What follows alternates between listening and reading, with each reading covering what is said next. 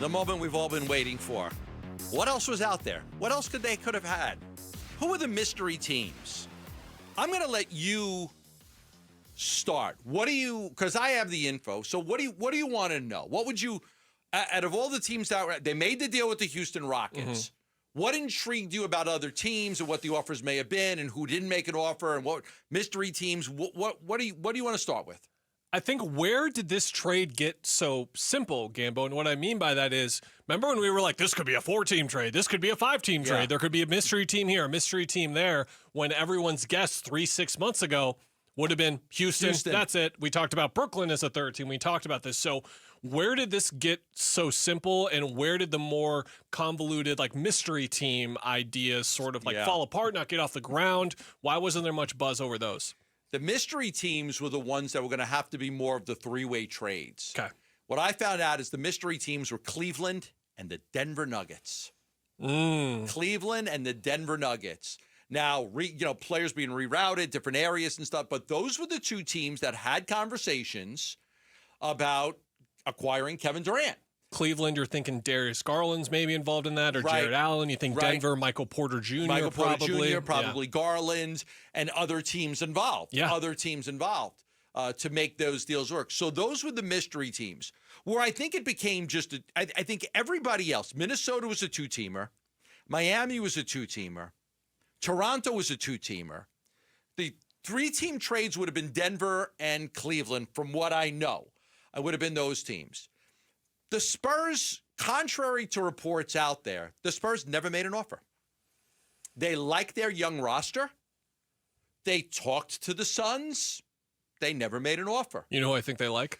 Giannis. I think that's who they like. And I think that's what they're saving up for, yeah. I think they didn't want to give up anything here, and I think part of what Houston did as well was, I don't think they're out of the potential Giannis sweepstakes either, because if you go down the list, the Hoop Collective podcast did this, like you rank their top 10 assets that they had before this KD trade.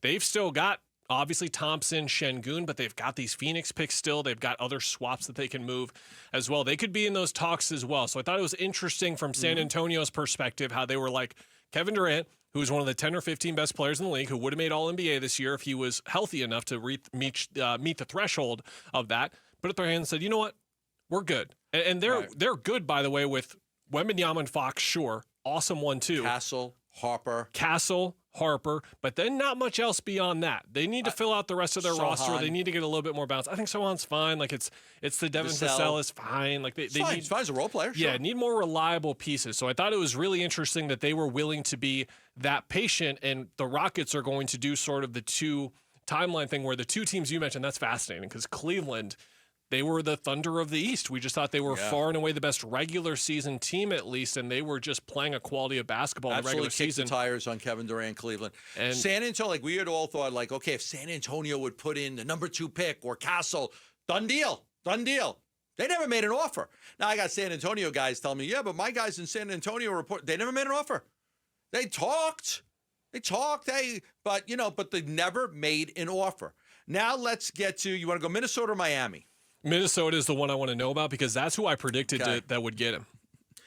Minnesota in the beginning, I believe, was willing to give up a package that would have been Rudy Gobert, Dante DiVincenzo, one of their young players, Dillingham Shannon, and the 17th pick. Yes, the 17th pick is what they had. I sometimes get 14, 17th. That was one of the things that was discussed. As time went by, I think Minnesota was more inclined, and I don't know this, but I'm going to speculate here. And I usually, I'm a reporter, but I'm don't aggregate what Gambo is about to say. He's not reporting this. He's just speculating. Okay, go ahead. I believe that because of Durant's unwillingness to commit to an extension with Minnesota, they wanted to adjust it to Randall over Gobert. We'll give you Randall. Not going to give you the best defensive player in the league for a guy that's going to come here for 1 year. We could give you Julius Randle. So I think the trade changed a little bit to where they weren't really going to give up one of their younger players. They would rather give up they have the 31st pick too, Minnesota. I think they were willing. There was an early second somewhere. I think they were going to give up 17 and 31. And I think it would have been more likely Randall. That's if Durant wasn't going to commit. Now I'm going to speculate on that part because I don't know for sure, but I believe the Minnesota offer was the one that changed the most. The Minnesota offer, I think if it would have been Durant, we got him for 3 years to play with Ant. Okay, here's what we'll give you. You're going to get Durant, but I don't know if he's going to stay more than a year. Okay, well, then that changes. We'll give you this. So I think the Minnesota offer fluctuated the most because I think initially they had the best offer. They had the best offer. And I would have taken that offer over what they got out of Houston. I would too. But I don't think that was the final offer from Minnesota. And that could very well be because of Kevin Durant not wanting to now, I don't know if he would have, but not giving a commitment that I would re-sign with you. Yeah, and it was the breaking point that I think the Suns ultimately reached that they didn't previously. And what I mean by that is we all know the timeline by now. Kevin Durant trade, it's not going to happen. They're not going to throw in Mikal Bridges. Matt Ishbia arrives a couple days later. Mikal Bridges is in the deal, and they go off. That was at the time when Durant was like, I want to go to Phoenix. Phoenix is my only list, and Phoenix wasn't budging on Mikal Bridges. They budged eventually. Phoenix just couldn't get anyone else to really budge here. The Minnesota offer that you mentioned, Gambo, even with Randall involved, is fascinating because it's a lot more fluid of a basketball fit. First of all, like I don't know if you want to get in the Julius Randle business. He's an incredibly inconsistent player and has been. He's coming off of a great postseason. He's had a couple of awesome seasons. Don't get me wrong. DiVincenzo fits on literally any team in basketball. And then you get that blend of younger players. You get Shannon or Dillingham. You get 2 more picks as well that you could have used to maybe move up in the draft a little bit. So I don't know if it is like absolutely without a shadow of a doubt the better offer, but I would say that it offers a better blend than what you're getting from Houston, which is more based in the future. Let's talk about Miami. Okay, you want to look in the camera while you do this? Let's talk about you, Heat fans. There you go. You Heat fans, every single one of you. Hey, guys. That attacked me. Hope you enjoyed your another Stanley Cup. That's sick. Yes. Good for you. Be happy with your championships, please. My what I said today was that basically the Miami offer was junk. No Ware, no Jovic, only 1 draft pick and players that they didn't want and the Suns didn't want. Garbage. Miami was never really serious. They pretend to be to appease their fan base with every trade. They always pretend, oh, we're in on this guy, we're in it, but they never really go get the guy because they really don't want him. But their fan base wants to know that they're trying. So to appease the fan base, they give you a bogus offer that you're never going to accept. You're never going to accept it. And then they bow out gracefully or get told no. The Miami offer that's coming out, and Barry Jackson, who does a good job for the Miami Herald, had a lot of this. They were willing to give up Wiggins. Can't stand Wiggins. Rozier, I liked him 7 years ago in Boston. I haven't liked him since. Scary Terry, baby. It was a fun time. It's not fun anymore. Vasquez. It's okay as a role player. Jaquez? Jaime Jaquez Jr. out of UCLA. Had a great rookie year, but he regressed significantly last year. And Highsmith in the 20th pick. They were never really serious.